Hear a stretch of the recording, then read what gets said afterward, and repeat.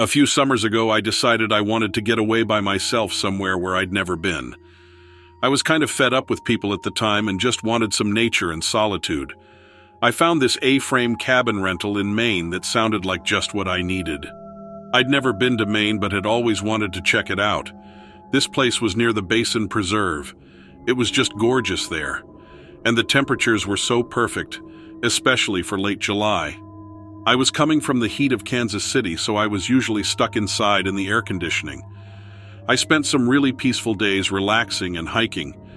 I even found this great place to pick blueberries. It felt so nice and idyllic, the exact opposite of the hectic city life I had been living. My cabin was in the woods, and it had this really cozy porch that became my favorite place to hang out. I tend to be a real night owl, so one night I was out there on the porch reading with my headlamp. It was around 1 a.m. and I had a book that I just hadn't been able to put down. I heard a loud cracking sound like someone stepping on a big branch. I was really engrossed in my reading, so I didn't pay much attention to it.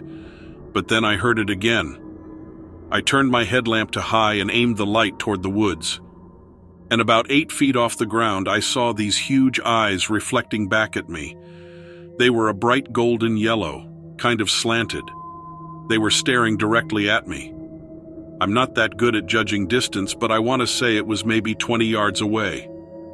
When I saw those eyes, I was just filled with this intense dread. I was gauging the height of it by comparing where I saw the eyes in relation to the outhouse that was between us and a little to the side.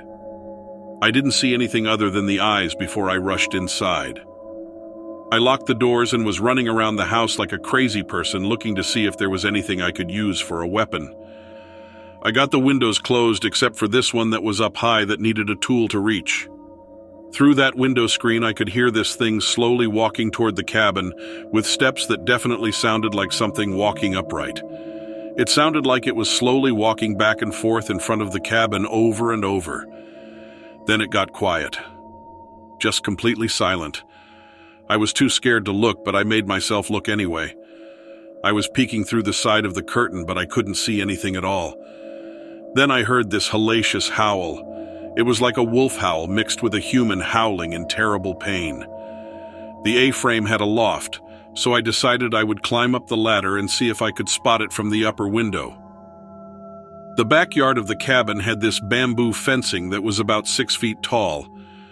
I was looking out the window into the backyard. The back porch light was on, and all of a sudden I see this thing jump over the fence into the backyard. I mean, it easily jumped that fence. It was so huge. It was at least 7 feet tall. It had a huge snout and really sharp canines. It was black and it had this massive ruff of fur around its neck. It was so beefy looking, like a bodybuilder. I think I would describe the head like a giant wolf head, 2-3 times the size of a real wolf head. It was pacing back and forth, and then it was out of sight and came closer to the house, and I heard it tapping on the windows. At that point, I was just about dead from fright. I wanted to call someone. The police? Anybody. But I didn't have any service. Then I heard that terrifying howling scream again. It came back into sight, and I saw it sniffing the air, and its ears were moving. It went back and stood next to the fence. I was mentally begging it to just leave. I felt so much dread filling my whole body. My hands were sweating and my heart rate was off the charts.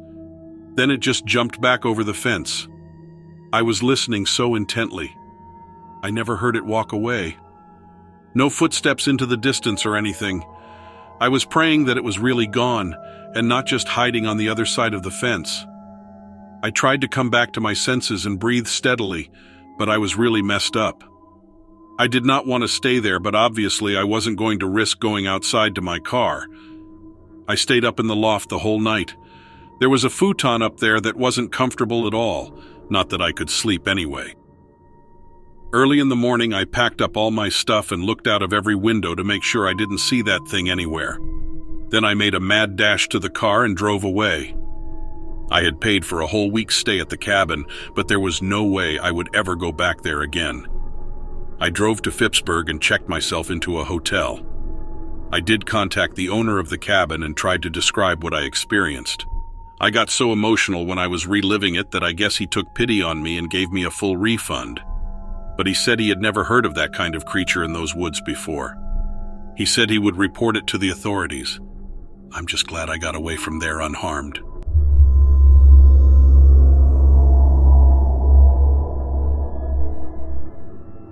Traveling has always been one of my passions. I have one of those maps of the United States where you fill it in with pictures from each state in the state's shape and everything. I have traveled to probably a third of the country, and I have stories from every state. But none beat the story of my trip to West Virginia.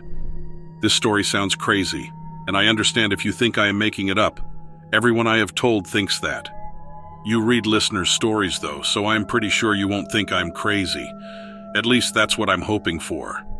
I want this story heard because maybe it will help someone else who needs to hear that they aren't alone. That someone else has seen whatever this thing was.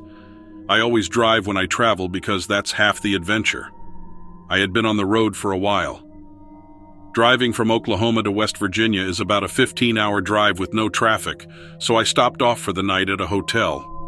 This also allowed me to pick up a postcard to mail home along the way, another little tradition that I do when I travel through a state.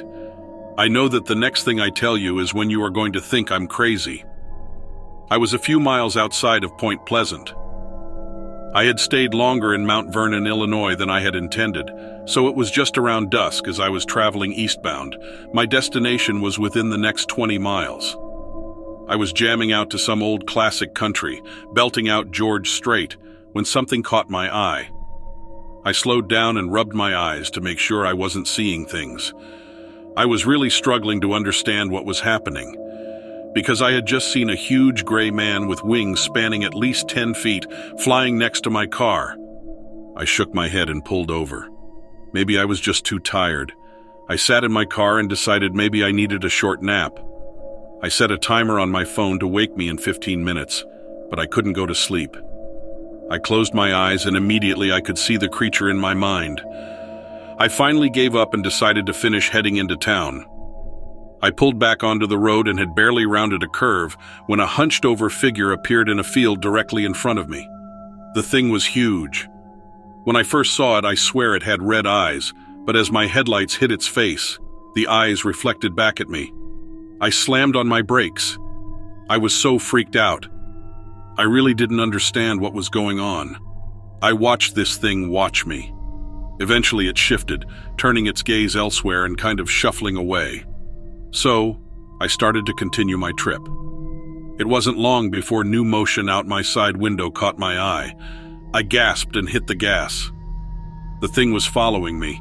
It ran like a kid who just learned to run, all awkward and unsure. But when it opened its wings and took to the sky, I couldn't outrun it. I sped up, nearing 80 miles per hour, but it still kept up, its red eyes staring at me the whole time. So I increased my speed again, now going at least 100 miles per hour, as I tried desperately to outrun this thing. I was beginning to panic.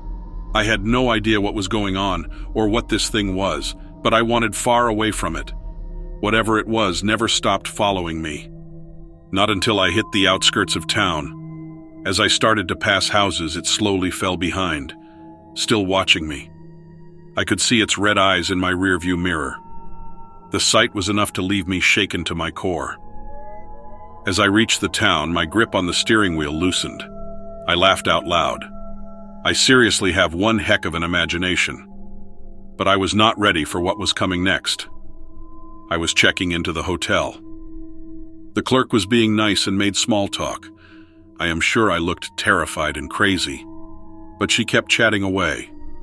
She gave me my room number and my key card, and as I said thank you, she asked if I was traveling alone. When I said yes, she asked me if I was okay. I looked like I was running from something. I didn't think I should tell her what I saw, so I just told her that I had an odd experience on the highway headed in and was ready to turn in for the night. She nodded, and I headed to my room. I laid in that bed for hours, trying to justify the creature, until my hunger got the best of me and I decided to find a fast food place to grab a quick bite to eat. I was pulling into the drive-thru when the red eyes appeared again. I screamed. I couldn't help it. I was so exhausted, and I just didn't have it in me to keep acting like this thing didn't faze me. I wasn't alone this time, though. The car ahead of me started honking, and the passenger was excitedly pointing ahead of us in the same direction. They didn't seem overly afraid, though. At least I'm not the only one who can see whatever this is, was all I could think. I had completely lost my appetite, though. I headed back to the hotel, pulled my blanket over my head, and prayed for morning. I tried talking to my family about this when I got home, but they told me that my stories just get more and more creative. I gave up eventually. But I do need someone to tell me if they have seen the same thing.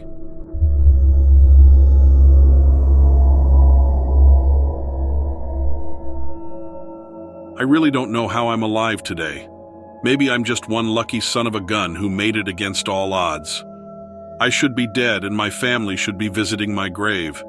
I'm a farmer, and I have been my whole life. My daddy was a farmer, and so was his all the way back.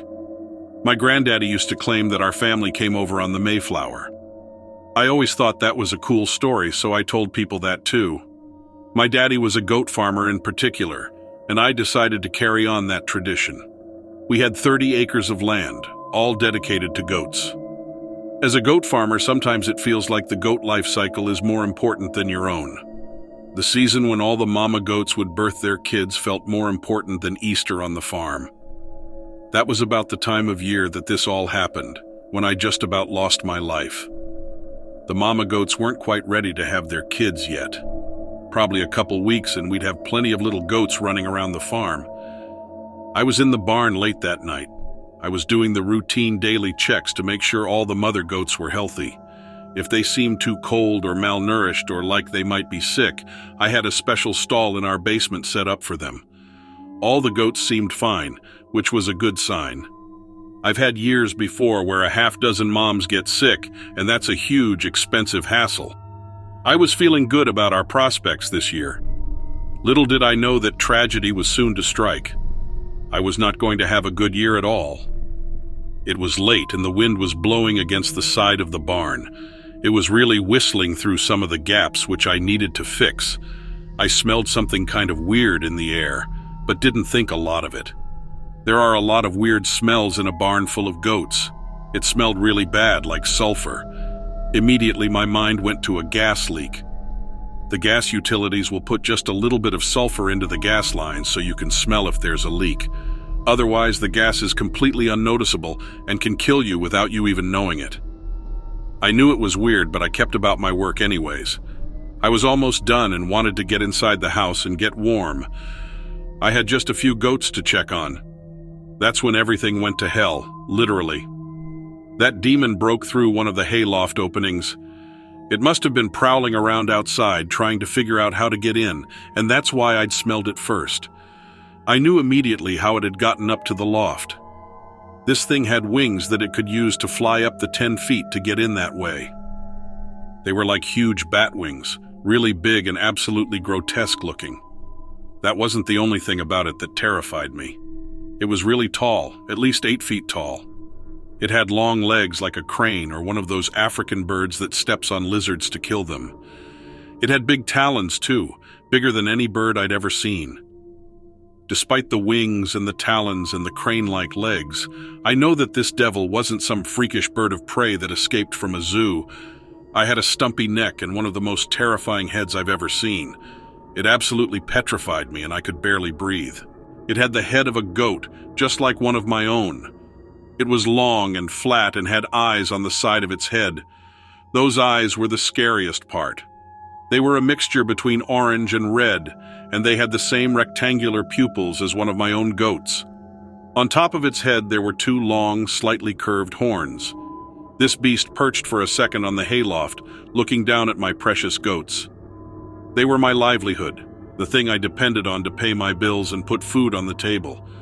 The devil didn't care and decided to have its fill on them instead. It spread its wings and descended onto my goats, who were all bleeding and screaming from terror and fright. I'm sure that I joined them, my own screams lost in theirs. I watched as that thing ripped them to pieces, killing male and female alike and eating them alive. It is truly one of the most terrifying things I've ever witnessed. I was pressed up against the wall, hoping I blended into the shadows, hoping that the devil wouldn't see me and decide I was a tastier dinner. I watched as its goat mouth opened and revealed fangs that tore into my poor animals. After several minutes, it grabbed one of my mama goats in its talons and flapped its wings, returning to the hayloft. I watched as it disappeared out into the darkness, carrying that poor goat with it. I could barely move from the terror I'd experienced. As soon as I could get myself to move, I ran from the barn to the house. I couldn't get myself to check on the survivor goats until the next day when it was light out. I didn't know if that demon would come back for more, and I sincerely prayed that it wouldn't. The devil killed 20 of my goats. They had huge chunks torn out of their chests and necks. That attack ruined me financially and mentally. I've always tried to get into the house before dark since then. I'm so scared of it coming back. I really can't believe I survived. I bring a handgun out with me if I do have to go out at night just in case it returns.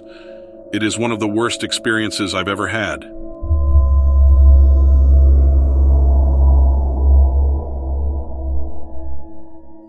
I worked as a park ranger for a time in the Black Hills of South Dakota. My goal after graduating college with a degree in conservation was to work somewhere in the Rockies, but a job working the Black Elk Wilderness came up, and I took it. The Black Elk Wilderness is home to Black Elk Peak, formerly Harney Peak, and is the high point of South Dakota. Fortunately, it's a very scenic and decently easy route to the top that most hikers can manage. Unfortunately, that meant a lot of tourists. And coupled with the fact that we were in Custer State Park, which is home to a couple of large bison herds that are easily spotted from the road, the tourists flocked there in droves. It wasn't that I hated the tourists. Wilderness areas need tourists for income. It was just that I had expected to work more with nature and less with people. Twice a week I was scheduled to patrol the watchtower at the top of the mountain. It was about 7 miles round trip and I had to hike in. I loved it. Getting up before the weekend warrior crowd and hiking in as the sun rose. I lasted 2 years at that job before I found another close by. Less tourists and more time in nature sounded perfect to me. I didn't have to warn families about the dangers of trying to pet bison anymore. I would be working for the Black Hills National Forest. Not quite the start of the Rockies yet, but I was moving in that direction. I was thrilled to be working there. I loved being out in nature and seeing all sorts of wildlife. There was a lot of trail and road maintenance to be done my first summer. They were also working on a program monitoring populations of several wildlife species, so I was scheduled to be working outdoors in one way or another for practically the entire season. One task I had been working on was rerouting an access road and part of a hiking trail around an area that had been washed out by some unusually heavy rains. It was a big undertaking, so we had been working in teams to get it done by the end of the fall season. Normally, the teams consisted of 4 or 5 people at a time, but sometimes we were stuck working with just 1 or 2 others depending on other needs in the area. Things were going well with the project, so I was able to take a small vacation.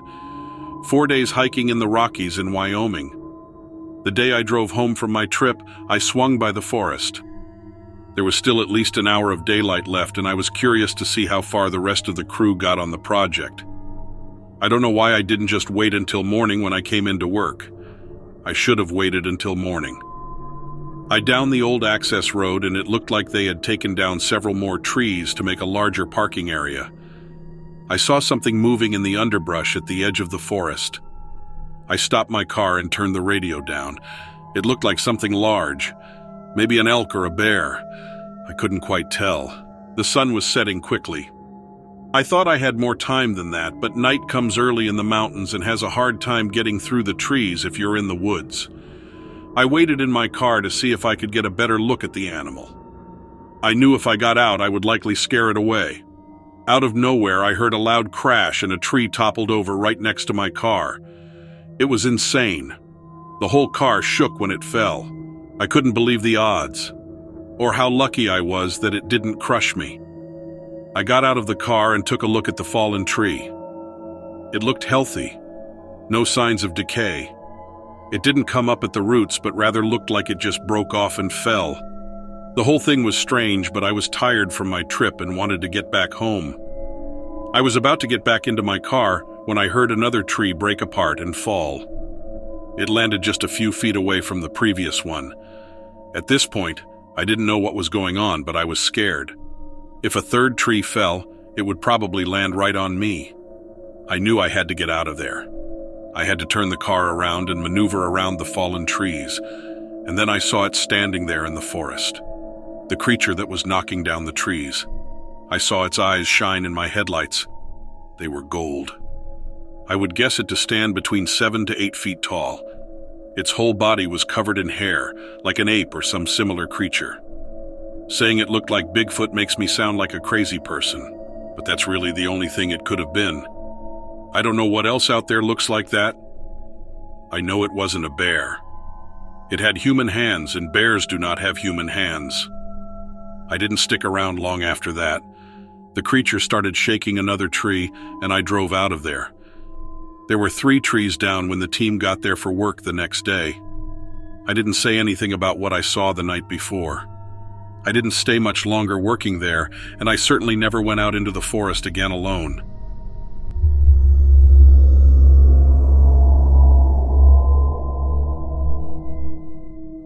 I moved to Pennsylvania, and when I was a teenager, I'd gotten a little obsessed with skateboarding. There was an alley behind my house, and me and my 2 friends used to practice back there all the time. The end of the alley came out into an empty field, and there was a line of trees at the far end with a huge elm tree that was about 70 or 80 feet tall. We had a hideout that we hung out in under that tree.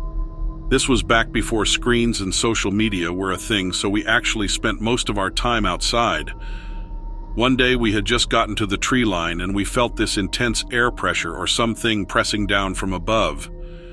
We looked up and saw this blue-gray metallic craft appear above us. It was like it just shimmered into view, if you know what I mean. We didn't see it fly down. It was like it came out from under an invisibility cloak or something. I could see up into it through a transparent portal that opened up in front of my eyes. It was almost like the whole ship was semi-transparent, but this portal window was clearer and less hazy. I could see 2 beings looking down at me. They seemed humanoid from what I could tell. At that point, they mostly looked like silhouettes. One looked taller than the other. They appeared to be a dark gray color. I felt like they were reading my mind. My 2 friends were standing on either side of me and were looking up also. I said something to them, but they seemed to be paralyzed.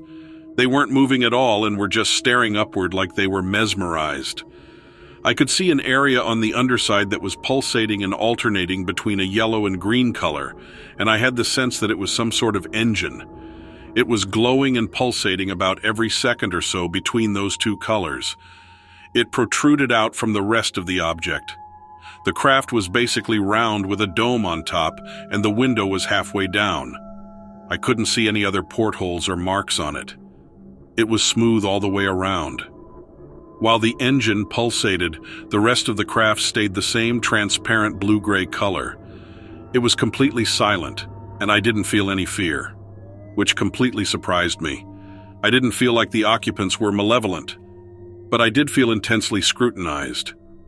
I stood there for what I thought was just a couple of minutes or so. I could still see my 2 friends staring up at it.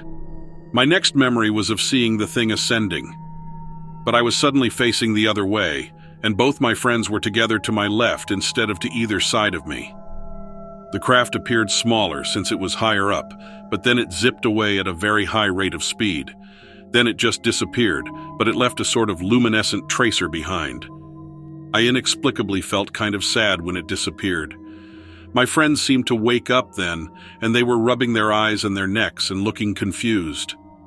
They both had a curfew of 8 o'clock, but we were all stunned to realize that it was 10 o'clock, and we all ran home not understanding how it could possibly be so late. The really strange part, though, started a couple weeks later when I started to remember more details about the encounter. I swear I remember being inside the craft. I remember sitting on a silver bench. There were 2 adults sitting there next to me. They were just staring ahead, kind of like what my 2 friends had been doing. The bench was long and curved around the inside of the ship. I tried talking to the 2 people, but they just stayed silent and stared straight ahead. I saw the two humanoids standing in the interior of the space. One was about 6 feet tall and the other was about a foot shorter. They had big heads and large black eyes and were all gray, but I couldn't seem to tell if it was their skin or some type of clothing. I couldn't tell if they were different genders. Their eyes were locked on mine and still I didn't feel afraid, but it wasn't pleasant. I felt myself stand up and walk toward them like they were willing me to do so. I couldn't have stopped if I tried. The other two people just stayed on the bench, sitting and staring. I saw the taller being turned toward the wall, and he started moving his hands back and forth across some kind of panel. The shorter one came toward me and encircled me with its arms. It wasn't an embrace. It was like it was feeling the vibration of my body. Then it moved back toward the wall and also started moving its hands across the panel. Then the tall one looked toward me and motioned me to move to the left. I did it without making a conscious choice to do so. I had come in front of the translucent window. It was very wide, and when I looked out I could see millions of stars. The window seemed to blend with the rest of the ship and didn't have any sort of frame. Then I was pivoted around, and both of the beings were gazing at me, and I felt like they took my thoughts. I felt an incredible heaviness, and everything faded, and my next memory was me waking up under the tree and feeling sad. My friends had no memory of anything except staring up at the ship when it first appeared above us. I don't know why I was the one who was chosen to have that experience. I wish they had been able to have it too, so that we could talk about it and remember it together. It made me feel so alone.